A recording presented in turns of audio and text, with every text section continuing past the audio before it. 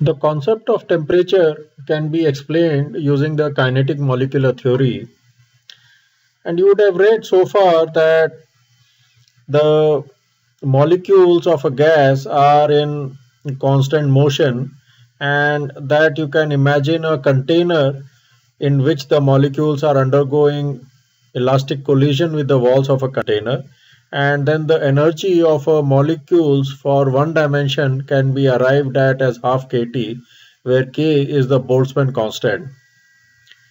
We will now in this video look at the law of equipartition of energies and degrees of freedom, and we will also look at some solved examples to understand these concepts.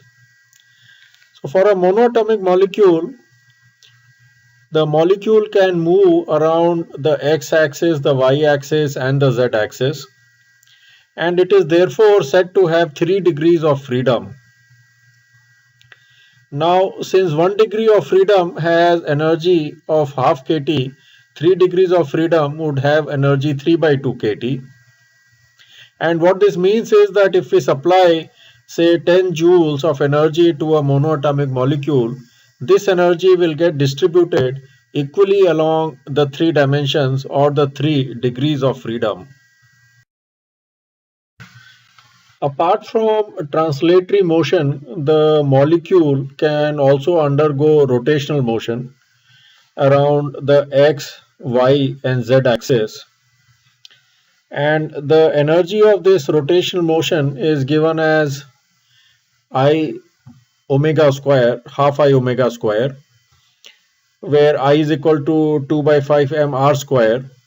Since the value of r is very small and r square would be a very small quantity, the rotational energy for these monoatomic molecules is not considered. Now we consider a diatomic molecule, and the diatomic molecule can have translatory motion along the 3 dimensions x, y and z, and correspondingly they have 3 degrees of freedom. So the energy for the 3 degree of freedom for translatory motion will be equal to 3 by 2 kT. Apart from the translatory motion, the diatomic molecules can also have rotational motion, and one such rotation can be on plane around the y-axis.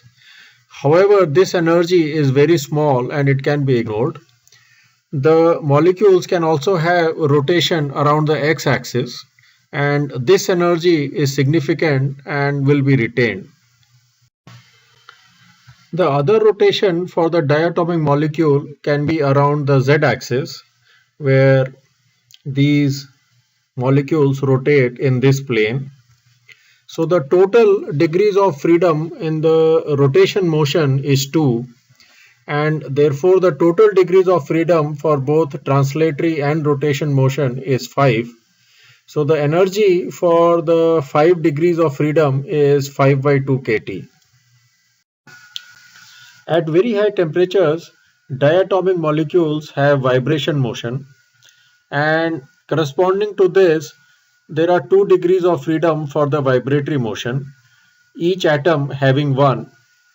The total number of degrees of freedom at very high temperature is 7, and therefore the energy at very high temperature for a diatomic molecule is 7 by 2 kT. The energy for a monatomic gas is 3 by 2 nkt. N is the number of molecules in the gas, and it is 5 by 2 nkt for a diatomic gas. Now in case of a monatomic gas, the energy gets divided along 3 degrees of freedom, whereas the same energy gets divided around 5 degrees of freedom for a diatomic gas.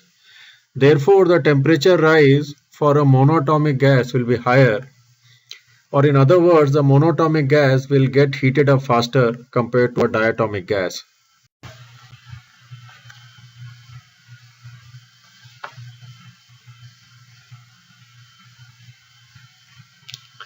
By law of equipartition of energy, the energy will get distributed equally along all the dimensions.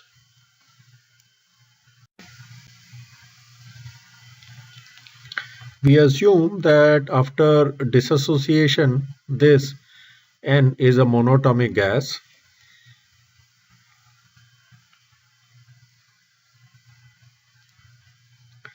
So for N2, since it's a diatomic gas, its energy will be 5 by 2 nRT. So we have 1 minus alpha x moles of N2 after dissociation. And we have 2 alpha x moles of N, and since it is monatomic, the energy is correspondingly 3 by 2 nRT. Since it's an insulated container, the energy is conserved. So the initial energy is equal to the final energy.